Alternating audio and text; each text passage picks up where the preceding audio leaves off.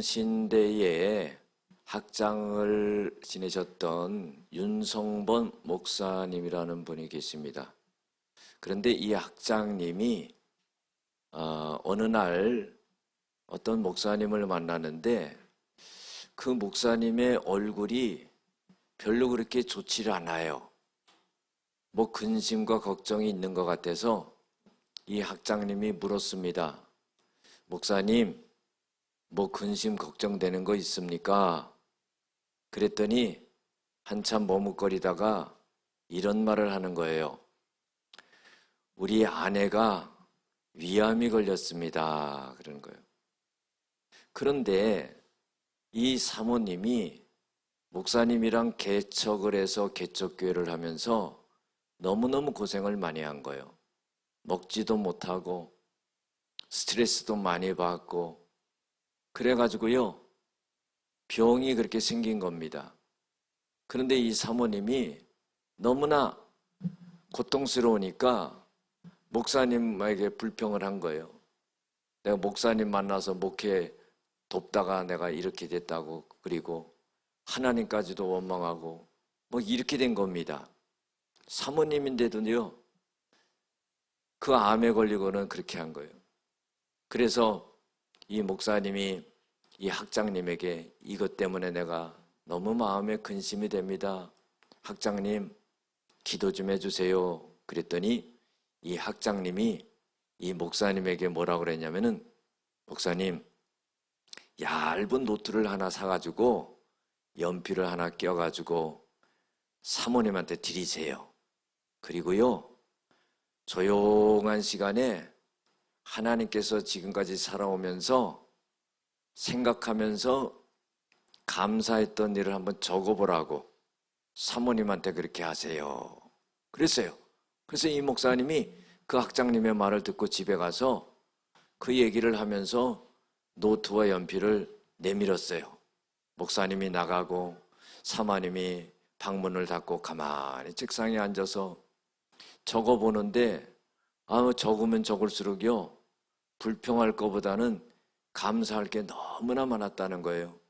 나를 구원해 주신 것도 감사, 또 목회할 수 있게 하신 것도 감사, 어려운 시절이 있었지만은 지금은 교회가 부흥이 돼가지고 성도님들도 다 하나님의 은혜와 축복을 받은 것도 감사, 자식들도 잘 커가지고 잘 된 것도 감사, 감사할 게 너무나 많은 거예요.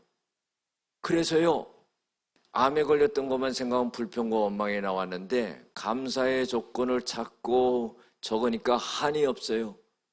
그러면서 막 눈물을 흘리면서 하나님 앞에 회개하면서 기도를 했답니다. 그런데 놀라운 일은 뭐냐면요 그 암덩어리가 사라졌다는 거예요. 할렐루야. 여러분들 감사의 위력이 여기 있다는 거예요. 하나님은 이스라엘 백성들에게 대해서도요 너희들이 나에게 불평하는 것을 내가 다 들었다 그런 거예요. 그리고 너희들이 말한 것이 내 귀에 들린 대로 내가 그대로 해줄게 이랬어요. 불평한 대로 하나님이 하신다는 겁니다. 그래서 우리가요 감사하는 자가 돼야 돼요. 미국의 32대 대통령 유명한 루즈벨트 대통령이요 미국 역사상 4선 대통령을 한 대통령이 없습니다. 그런데 이 루즈벨트 대통령이 정치 연설장에 가서 연설을 하게 되는데 밀 위키시에 가서 이제 연설을 하게 되는데 그만 슈렌크라고 하는 사람이 총을 쐈어요. 가슴에 맞았습니다. 그런데요 가슴에 맞고도 연설을 계속 해야겠다고 그러는 거예요. 다른 사람들이 말립니다. 그런데 연설을 한다고 막 일어났는데 총에 맞았지만은 살은 거예요. 어떻게 해서 살았냐면은 이 루즈벨트 대통령이 안경을 2개씩 갖고 다녀요.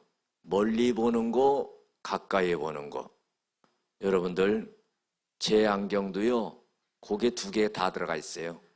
여러분들 모르시죠? 이렇게 보면 가까이 보고 이렇게 보면 멀리 보고 얼마나 편한지 몰라요. 그런데 그때 당시엔 그런 게 없었잖아요. 그러니까 멀리 볼 때는 또 멀리 보는 거 쓰고 가까이 볼 때는 또 가까이 보는 거 쓰고 바꿔 쓰니까 안경집이 2개니까 늘 귀찮아하고 불편해하고 불평했어요. 이 루즈벨트 대통령이. 근데 지금은 안경찍이 플라스틱으로 얼마나 잘 나와요. 이쁘게 가볍게. 그땐 철판으로 됐어요. 그런데요, 총알이 거기 맞은 거야. 플라스틱으로 됐다고 생각해봐요. 뚫고 들어갔지. 철판으로 되고 무겁고 불편하고 그랬는데 거기서 깨달은 거예요. 아, 하나님이 이거를 나를 예비해 두셨구나. 그 나를 살리려고 이 안경 2개씩 갖고 다니고 철판 안경집을 갖고 다니게 한 거구나. 하나님 감사합니다. 원래 추수감사절은 11월 한 셋째 주에 드립니다. 근데 너무 추워요. 우리 한국의 추석에 맞춰서 추수감사절 예배를 드리면 딱 맞는 거야. 추수 다 끝나고 뭐 추울 때 추수감사절 예배 드리면 좀 썰렁하잖아요. 그래서 우리가 한 달 땡겨서 드리는 겁니다. 그런데 이 추수감사절 유래는요, 첫 번째로 성경에 나와 있는 거예요. 출애굽기 23장 14절, 17절을 19절에 보면 나와 있고요. 또 신명기 16장에도 나와 있고 이렇게 나와 있습니다. 그런데 이스라엘 백성의, 특별히 이스라엘 남자들은요, 1년에 3번 하나님 앞에 절기를 지켜야 된다 그랬어요.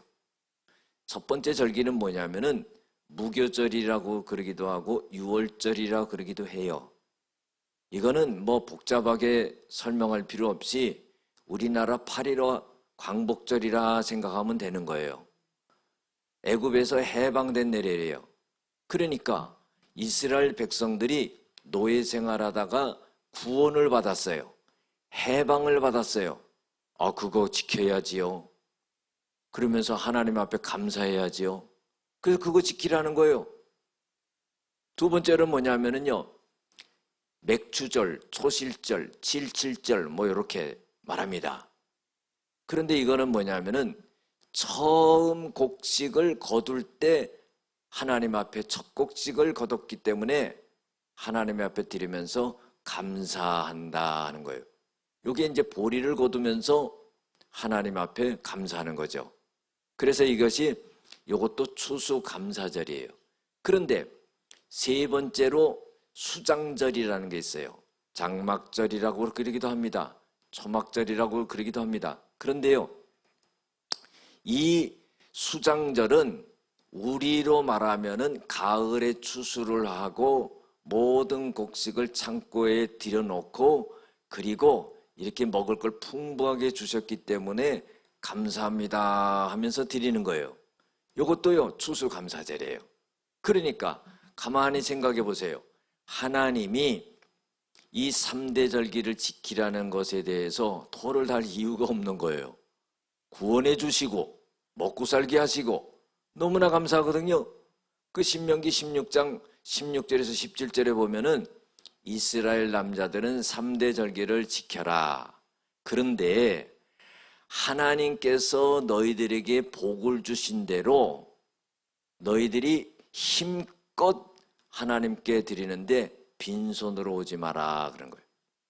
여러분들 자식이요, 명절 때 부모님 찾아가는데요, 빈손으로 달랑달랑 가면 되겠어요? 과일 한 박스라도 갖고 가야 될 거 아니에요.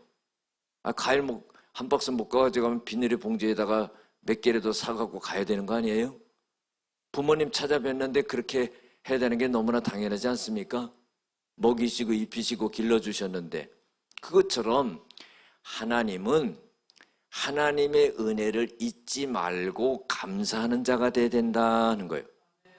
그래서 하나님이 복을 주신 대로 힘껏 드리되 빈손으로 드리지 말아야 된다는 거예요. 어느 농장에서요, 닭이요 꼬득꼬득 끓은 거예요. 그래서요, 농부 주인이 가보니까 달걀을 낳았어요. 아이고 잘했다, 너 달걀 낳았구나. 그리고 그 달걀을 갖다 농부가 갖고 갔어요. 옆에 있다가요, 소가, 야 그럼 난 뭘 드리지? 그래가지고, 그래 나는 젖이 많으니까 젖을 드려야지. 그런 거예요. 가보니까 젖이 있는 거예요. 그래서 젖을 갖다가 막 짜가지고 주인을 드리니까 주인이 너무너무 좋아하는 거예요. 근데 옆에 있던 돼지가 고민이 생긴 거야. 난 뭘 드리지? 그 고민하다가요, 삼겹살을 드렸답니다. 뭔가 깨달아지시는 것 같아. 삼겹살을 드렸다는 거예요. 힘껏 드린 거예요. 하나님은요, 우리한테 요구할 때, 야, 적당히 해라, 이런 게 없어. 계시록 2장 10절에도 보면은 죽도록 충성하라 그래요. 아니, 어느 정도 충성하면 되는 거 아니에요? 근데 죽도록 충성하라는 거예요. 그러다 죽으면 어떻게 해요? 그래도 죽도록 충성해라. 죽이지 않을 테니까. 그래야지 생명의 면류관을 준다. 기도도 적당히 해, 적당히. 그게 아니라 쉬지 말고 기도하라. 아니, 뭐 그냥 그렇게 말씀하시는 거예요. 그건 뭐예요? 하나님에게 정성과 뜻을 다 해야 된다는 거예요. 자, 하나님 사랑하는 것도 어떻게 하라고 그랬어요? 마태복음 22장 37절에 40절에 보면 마음과 힘과 뜻을 다하여 하나님을 사랑해라. 어느 정도만 해라. 이렇게 안 해요. 그렇죠? 힘을 다해 해라 이 말이에요. 우리가요, 하나님 앞에 적당히 하면 기쁨이 안 와. 은혜가 안 와. 힘을 다해야 돼. 그때요, 마음이 뿌듯하고요, 기쁘고요. 보세요. 이번에도 추수감사절 예배 드린다고 본당을 탁 청소를 하고 막 이렇게 했습니다. 얼마나 감사한 일이에요. 그렇게 하면은요, 마음이 기쁜 거야.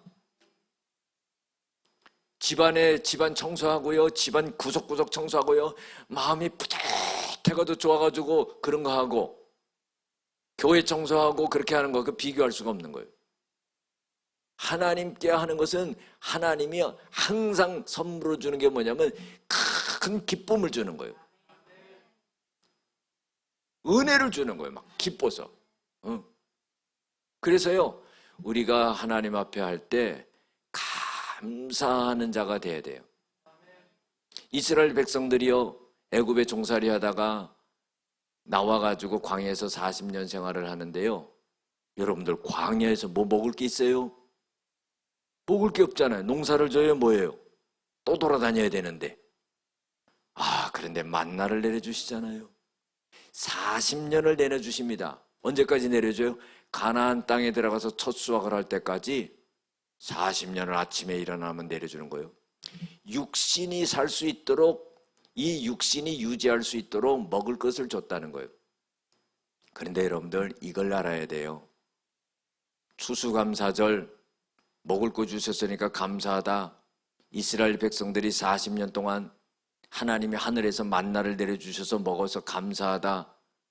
여러분들 그것만 생각하면 안 됩니다. 영적인 걸 생각해야 되죠. 광야에서 만나만 내려주셨어요. 하나님이 영적인 만나를 내려주셨잖아요. 그건 뭐예요? 하나님의 말씀을 내려주신 거예요. 그런데요, 육신의 배는 배꼽이 나올 정도로 튀어나올 정도로 먹으면서 하나님의 영적인 양식은요, 다 거부한 거예요. 그 말을 듣지 않는 거예요. 집안에서도 보세요. 자녀들이요, 부모님에게 물질적으로 아무리 잘해도요, 부모님의 마음을 속상하게 하면은 그거는 애들 말로 꽝입니다. 꽝. 물질적으로 그렇게 풍족하게 못할지라도요, 부모님의 그 마음을 알아서 흡족하게 해드리면은요, 부모님은 그걸 더 좋아하는 거예요. 그럼 우리가 하나님의 자녀된 입장에서요, 하나님 앞에 뭐 헌금 많이 드렸다고 내가 하나님 앞에 잘해, 여러분 그거 아니에요.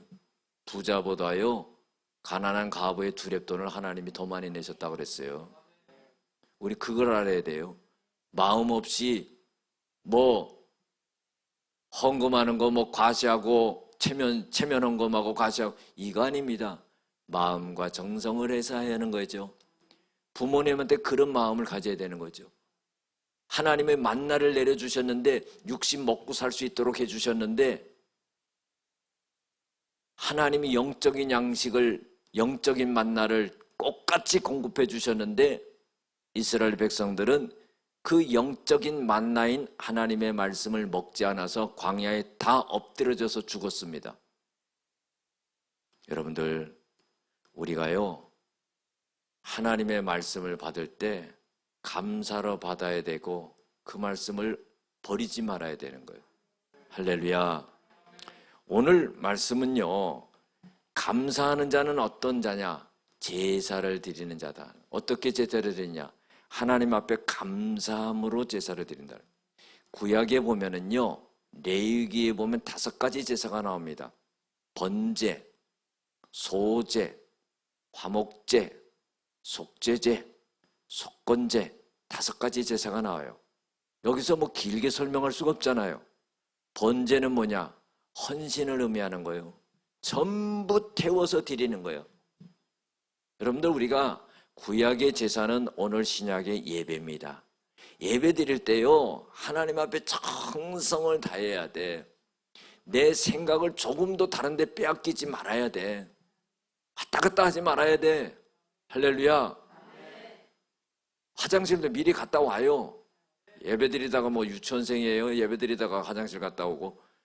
그러지 말고 모든 걸 끝내고 하나님 앞에 예배 드릴 때 마음과 뜻과 정성을 다해서 예배하는 데 집중하고 혼적인 예배가 되지 않고 내 생각을 뺏기지 아니하고 하나님 앞에 영적으로 예배 드릴 수 있도록 깊은 영적인 그런 예배가 돼야지, 그 예배를 통해서 하나님의 말씀이 들어가고 그 말씀이 능력이 되고 그 말씀이 우리의 영육을 치료하고 우리를 회복케 하는 역사가 일어나게 될 줄로 믿습니다. 그런 게 돼야 된다는 거예요. 그래서요, 하나님은 감사로 제사를 드리라. 오늘날 감사로 예배를 드리라는 거예요. 우리가 이 시간 여기에 앉아있는 이 자체가 얼마나 감격스럽고 감동스럽고 은혜스럽고 감사가 넘칩니까? 찬양하는데 막 눈물이 나고 감격스럽더라고요. 하나님이 이 자리에 우리를 불러주신 거예요. 일주일만 살아도요, 죄 짓고 사는 게 인간인데, 하나님이 보실 때, 나를 볼 때 얼마나 죄인 취급하면 여기에 올 수도 없어요. 그런데 하나님이 그래도 불러주셔가지고 죄를 고백할 때 그 죄를 다 용서해 주시는 거예요. 예수님의 피로 우리를 갖다가 깨끗하게 씻어주고 우리를 구속해 주신 거예요. 이 은혜가 얼마나 큽니까? 하나님 앞에 그래서요, 감사로 예배를 드려야 된다는 거예요. 그래서 감사하는 자는 제사를 드린다는 거예요. 여러분들, 때마다 시마다요, 늘 어느 때든지 예배를 드릴 수 있는 사람이 돼야 돼요. 지난번에도 한번 제가 간증을 했지만은 우리 둘째 아들이 마이스트고 나와가지고 대학 4년 장학생으로 하고 저기 회사 취직해서 다닙니다.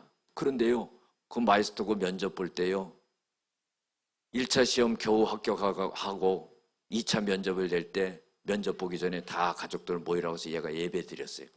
예배 드리고요, 모의 면접을 했어요.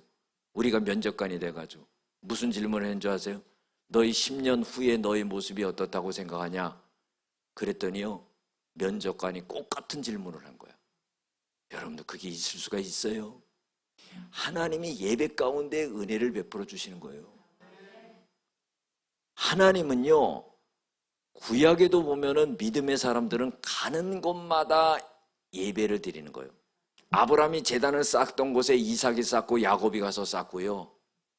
지금으로 말하면은요, 부모님이 앉아서 기도하고 예배하는 자리에 그 자식들이 앉아서 예배하고 기도하고 하는 자리가 된다는 거예요. 은혜가 있는 거죠. 그래서 우리가 예배를 중요하게 여겨야 돼요. 영과 진리로 예배할 때가 오나니 곧 이때라. 하나님은 예배하는 자를 찾으시느니라. 여러분, 우리를 찾으신 거예요. 특별하게 우리를 찾아가지고 여기에 앉혀주신 거란 말이에요. 하나님이 사랑하시고 하나님의 은혜를 베풀어 주시고 우리를 축복하시기 위해서 예배의 자리에 앉혀주신다는 거예요. 그래서 감사하는 자는요, 늘 예배의 자리에 나오는 자여야 된다는 거예요. 예배를 통해서 뭘 합니까? 하나님께 찬양을 올려드리잖아요. 오늘 찬양 너무 은혜가 돼요. 할렐루야. 우리 찬양단을 위해서 기도해 주시기 바랍니다. 너무 은혜가 되고 감격이 되고 하지 않습니까?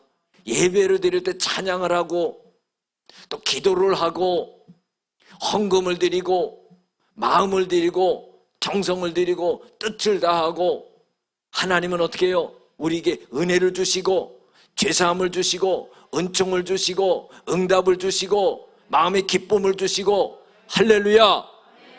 예배를 통해서 일어나는 거예요. 예배를 등한시해서는 안 된다는 겁니다. 신령과 진정으로 예배를 드리는 예배자가 되어야 돼요. 두 번째로 감사하는 자는요, 서원을 갚는다고 그랬어요. 여러분들 서원이라는 건 뭐예요? 하나님과 약속하는 거예요. 어떤 사람은요, 신앙생활 오래 했으면서 이런 말을, 그 서원 하면 안 돼. 여러분들 서원을 신중하게 해야 되는 거지 서원을 하지 말아야 된다는 건 아니에요.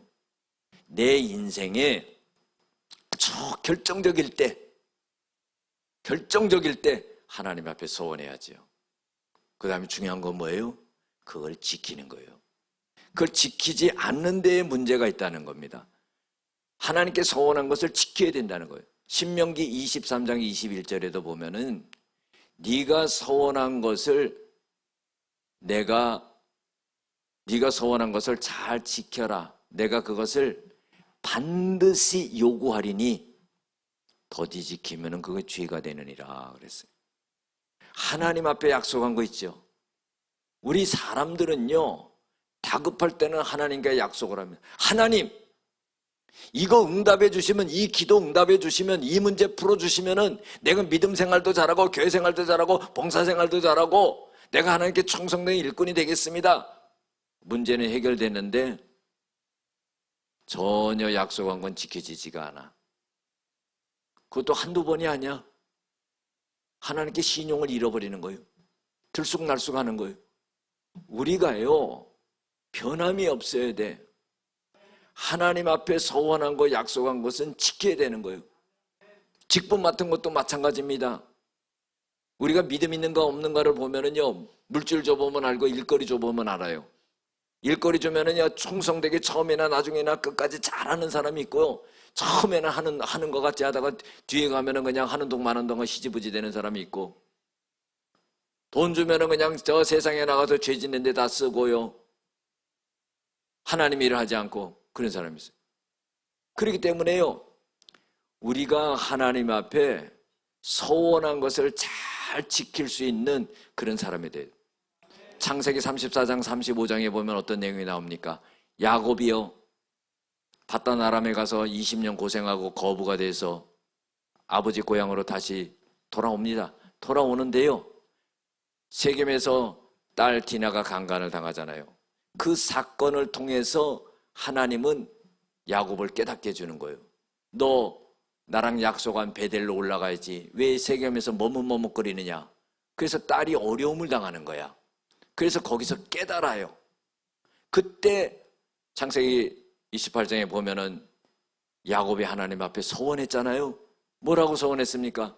하나님, 내가 가는 길에 하나님께서 나를 지키시고 먹을 것을 입을 것을 주시고 하면은 하나님은 나의 하나님이 되시고 내가 돌베개 했던 이곳은 하나님의 전이 되고 내가 10의 1을 반드시 드리겠습니다. 그런데 그 약속을 못 지킨 거 아니에요. 그러니까 그런 어려움이 생긴 거예요. 서원한 것을 지키지 못한 거예요. 서원한 것을 머뭇거리고 더디 지키는 거예요. 우리가 사람 간의 신뢰라는 것도 있잖아요. 그 신뢰는 뭐예요? 약속한 것을 빨리 지키는 거예요. 약속한 날짜가 있는데 그 약속한 날짜를 지키지 않아요. 그리고 나중에 지키고 지켰다고 그래요. 그건 지킨 게 아니에요. 그렇잖아요. 하나님 앞에 약속하고 약속한 걸 그때까지 지켜야 돼, 하나님 앞에. 그런데 그걸 지키지 않아요. 그걸 자기 마음대로 나중에 지켰다고 그래요. 그건 지킨 게 아니라는 거예요. 하나님은 더디 지키면 그거 죄가 된다는 거예요. 반드시 약속한 걸 내가 요구한다는 거예요. 내 마음대로 신앙생활하는 게 아닙니다. 하나님의 말씀에 비춰서요, 옳은지 그른지를 판단해야 되는 거예요. 서원한 것을 갖다가 지켜야 된다는 거죠.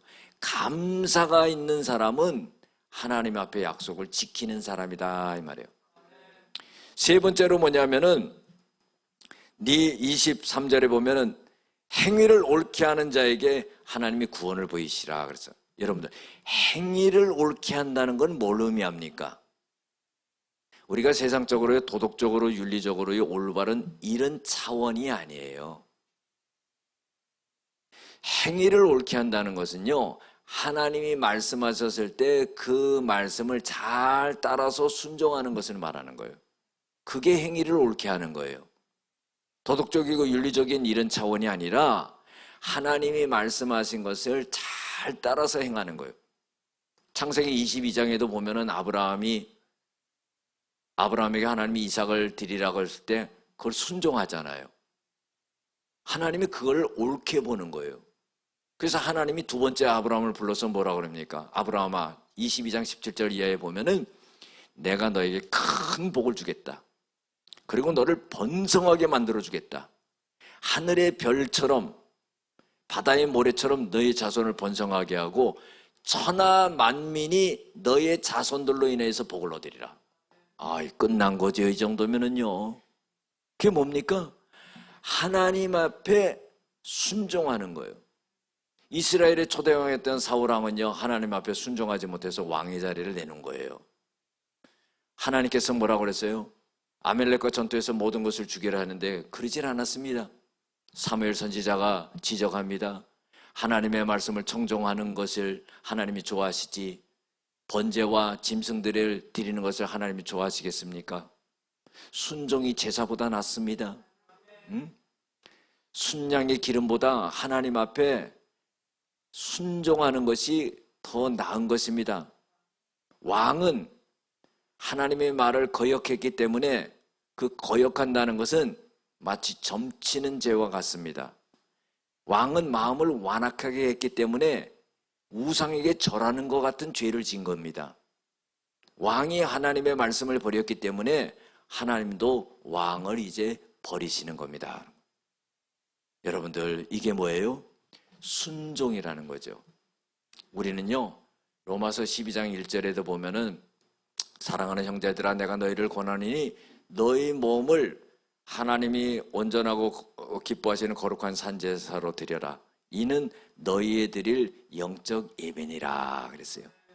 여러분, 우리의 몸 자체를 제물에 대해서 순종으로 살아가야 된다는 거예요.